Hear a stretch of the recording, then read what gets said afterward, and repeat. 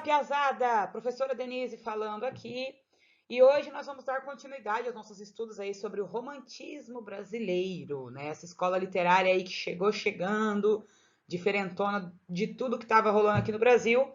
E continuando, né? Na aula passada a gente falou sobre o contexto histórico. E hoje vamos falar sobre as características principais, tá? Lembrando que a prof falou no vídeo anterior que a gente vai dar uma dividida, sabe, na escola literária, porque ela tem muita coisa. Tem as 3 gerações românticas, tem o romantismo em prosa, tem o contexto, tem as características. Ninguém aguenta mais ouvir falar de romantismo. Então ia ficar um vídeo enorme, né, que vocês iam dormir assistindo. Então vamos fazer uma divisão, né, para ficar mais light, para ficar mais fácil, professora. Não duvide da minha capacidade, eu posso dormir vendo esse vídeo. Mas tudo bem, tamo junto, eu te entendo, não tem problema não. Mas, ó, cola aqui, porque romantismo é massa. Romantismo tem aí umas ideias muito diferentonas. Os autores, eles estavam muito crazy, uou, entendeu? A gente tem autor aqui que bateu no peito, tomou umas decisões assim, fez uns negócios muito loucos. E depois o realismo veio já metendo o pé na mesa, dando a voadora no peito, né, em cima do romantismo, e trazendo um conceito um pouquinho diferente, que é muito massa também, a gente vai falar depois para não confundir todos os negócios. Então, vamos lá. Características, então, do romantismo no Brasil. As principais, hein, que você pode encontrar nas obras e nos autores. Então, antes de eu começar essa aula, deixa eu só contextualizar. Eu trouxe aqui, gente, características que elas aparecem em todo o movimento literário do romantismo, porém, algumas delas aparecem mais e outras menos em determinados autores, tá? Então vamos lá para que você não tenha essa, para que você não faça essa confusão aí na cabeça de tipo, a professora Denise falou que isso aqui é do romantismo, então tá em todo lugar do romantismo. Não, cuidado, calma, pera. Inclusive, quando a gente for estudar as gerações do romantismo, acho que isso vai ficar mais, sabe, mais claro, assim, mais, entendeu? Mais, como que eu posso dizer? Menos confuso, digamos assim, que você vai conseguir identificar, tá?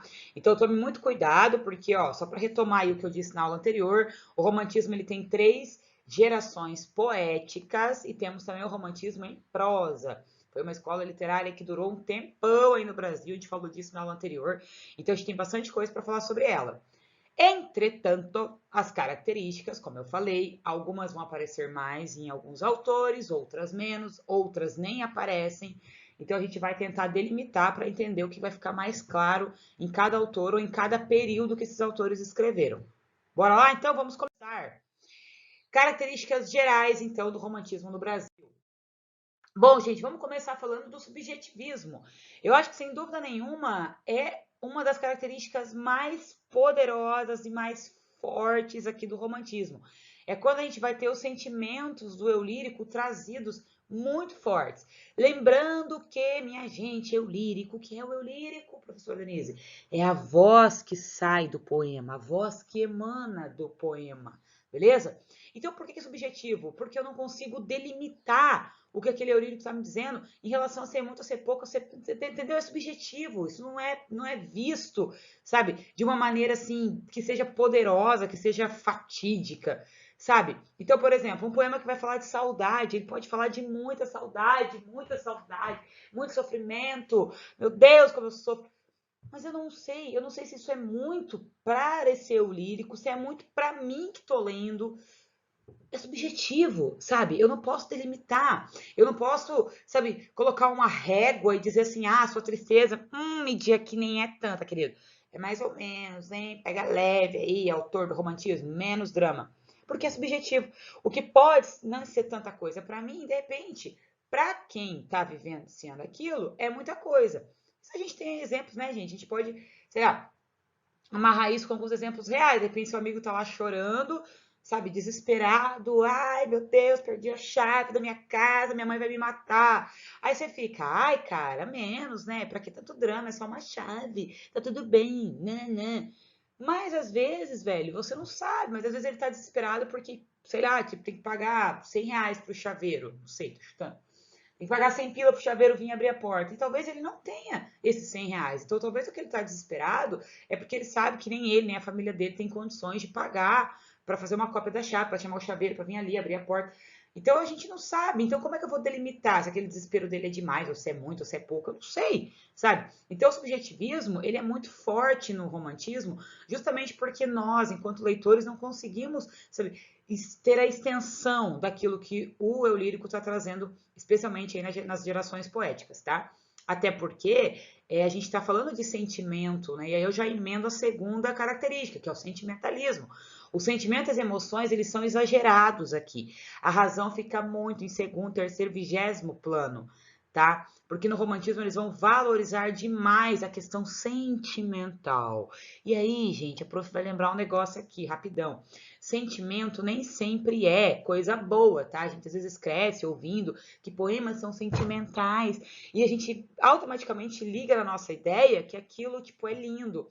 Ai, que fofo esse poema. Mas na verdade, gente, pode ser um poema super hardcore, falando de morte, de desgraça, que a gente vai ver depois aqui, mais pra frente, na segunda geração do romantismo. É exatamente isso que eu tô falando, inclusive. Mas, no geral, a gente vai ver, às vezes, um poeta, um eu lírico, né? Um poeta que vai transmitir através do eu lírico um sentimento de angústia, de tristeza, de mágoa, de solidão. Então, os sentimentos, eles nem sempre vão ser atrelados a essa ideia do que é bonzinho, bonitinho, flores, né? Ai, campos verdejantes e pôneis, tá? Nem sempre. A gente vai estar falando, às vezes, de uma dor que esse eu lírico está sentindo, sabe? De uma dor causada por uma solidão, uma tristeza muito profunda, sabe? Uma mágoa muito grande, são sentimentos, beleza? Então isso vai ser muito forte, eles são uma coisa que é importante aqui para falar no romantismo, essa sentimentalização, essa expressão de sentimentos, ela é muito exagerada, beleza? A galera exagera mesmo, beleza? Então vai ser assim um negócio tipo, sabe? Tipo, tudo é muito. É muita alegria ou é muita tristeza? É muita solidão, é muita angústia, é muita dúvida existencial, é muito tudo, tudo é muito, beleza? É muito orgulho que sente da pátria, é muito amor, é muito ódio, sabe? É muito, muito, ok? Os sentimentos, eles são muito. E aí, o romantismo é o nacionalismo. Essa aqui é uma das características que vai aparecer mais em algumas obras do romantismo em prosa e na primeira geração do romantismo, que é o que eu falei no início dessa aula. Algumas características se sobressaem, algumas aparecem mais, outras menos. O caso do nacionalismo é uma delas, tá? A gente está falando, vamos lembrar do contexto histórico, chegada da corte, construção de aspectos culturais do Brasil, né? Então aí a gente tem o nacionalismo, né? O slide passou, mas não tem problema, eu vou finalizar aqui. O nacionalismo a gente vai ter o quê? É justamente essa ideia, porque a gente estava construindo a nossa cultura, a gente estava construindo elementos aqui, nós, do Brasil, da nossa terra, das nossas pessoas, da nossa gente. Então, o sentimento de patriotismo e de amor ao país, amor à terra mesmo, amor à cultura, ele vai se sobressair muito, especialmente na primeira geração, aqui nessa escola literária. Mas só para vocês entenderem, gente, só para visualizar. É um patriotismo atrelado ao amor à cultura, amar as pessoas, amar a terra, amar sei lá, as características, sabe? Tipo, valorizar as raízes, né? Então a gente tem aí o Gonçalves Dias mesmo, que é o autor da primeira geração poética do romantismo, que ele valoriza demais os povos indígenas.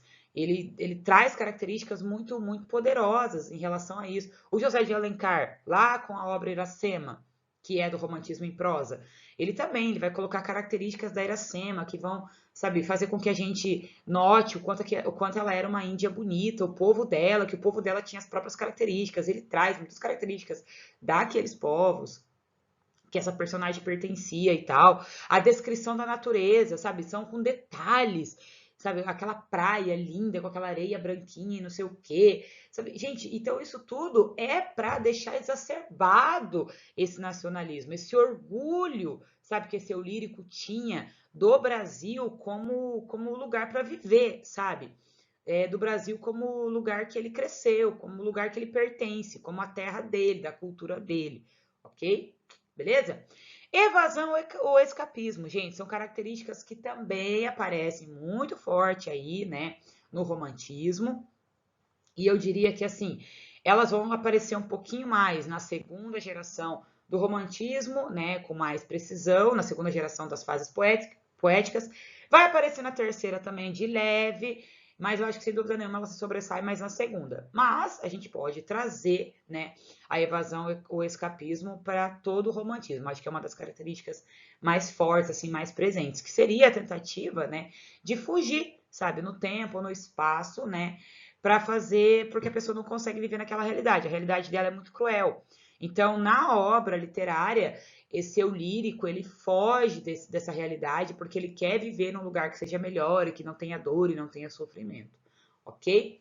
E aí a gente tem também, gente, a liberdade de criação, né, que não tem mais padrões pré-estabelecidos. Os autores aqui, eles não vão seguir modelos, eles vão tentar se expressar de forma livre, de forma pessoal. E aí a gente faz a ligação com aquela característica inicial lá do subjetivismo, né?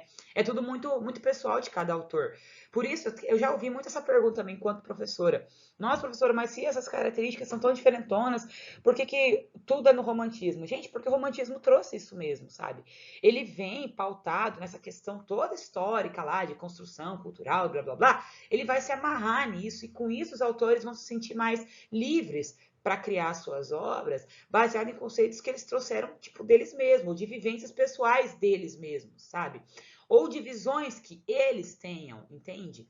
Então, isso é bem poderoso, isso é muito forte. Então, essa liberdade de criação, ela vai ser amarrada com essa conceituação, sabe? De tentar expressar o que ele mesmo está sentindo, o que ele mesmo tem. Isso de maneira extremamente pessoal, tá, gente? É por isso que também o egocentrismo, ele aparece muito, tá? No romantismo. E é, né, a nossa... Vamos partir para a nossa última característica. Mas antes dela, gente, só fazendo um parênteses aí, o egocentrismo aparece muito, tá? Nas três fases poéticas e em algumas obras do romantismo em prosa também. Ele aparece mais na segunda geração, sem dúvida nenhuma, mas, gente, tá muito ligado à ideia dessa questão, tipo, egocêntrica mesmo, sabe? Lembra quando eu falei que tudo era exagerado, a dor é muito, o sofrimento é muito?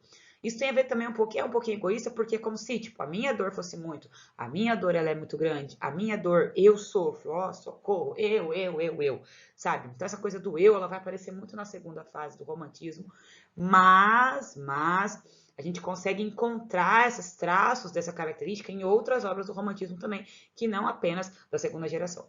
E aí, gente, a gente vai para a nossa última característica, que é a idealização. Gente, essa característica eu acho que ela resume o romantismo todo, tá? As três fases poéticas, o romantismo em prosa, que seria aí a ideia dos autores imaginarem coisas que são perfeitas, né? Então, o que é idealizar? Quando eu idealizo, eu estou sonhando, eu estou imaginando algo perfeito na minha cabeça, que eu criei, tipo, era a minha ideia, tá? Então, sim, a idealização vai aparecer muito nas três frases do romantismo e lá no romantismo em prosa, porque os autores tentavam expressar algumas questões das obras muito atreladas à ideia da idealização. Então, eu vou dar só um exemplo. O Castro Alves, por exemplo, que é da terceira fase do romantismo, ele é aí o autor conhecido como poeta dos escravos e tal, a gente vai falar dele mais pra frente, tá?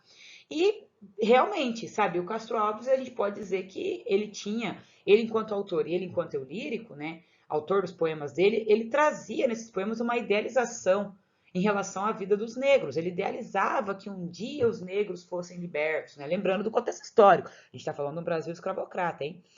Então, né, esse autor, a gente pode dizer que ele sonhava com isso, que era uma coisa fora da realidade. E que ele poderia até, quiçá, exagerar, tá, gente? A gente sabe que depois, né, isso acontece, a Lei Áurea é assinada, etc, etc. Mas é importante dizer aqui como que essa característica vai se prevalecer, como que ela vai aparecer nas obras. Então, quando a prof falou lá do nacionalismo, descrever paisagens e tal, subjetivismo, ser capaz incapaz, nós somos, enquanto leitores, incapazes de mencionar a dor ou a alegria do cara. Sentimentalismo, tudo exagerado. A idealização, gente, é a mesma coisa, tá? Então, esse exemplo que eu dei do Castro Alves, ele tá, sim, idealizando e sonhando com a liberdade dos negros. O Gonçalves Dias está, sim, idealizando que os indígenas fossem tratados como seres humanos, né? Que é o que eles são, entendeu?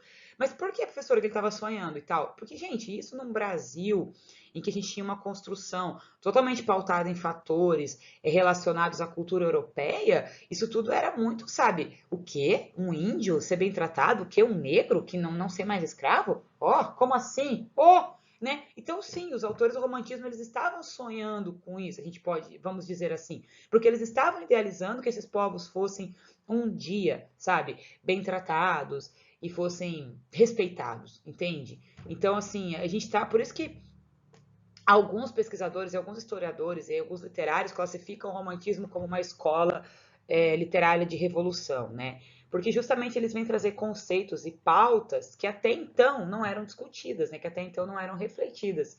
Então isso é muito legal. Bom, gente, então é isso. Essas são as características principais do romantismo no Brasil. E as próximas aulas a gente já vai começar falando das gerações poéticas e depois o romantismo em prosa na sequência. Beleza? Muito obrigada para quem viu a aula até aqui. Obrigada por assistirem. E é isso. Bons estudos, tamo junto e até a nossa próxima aula. Tchau!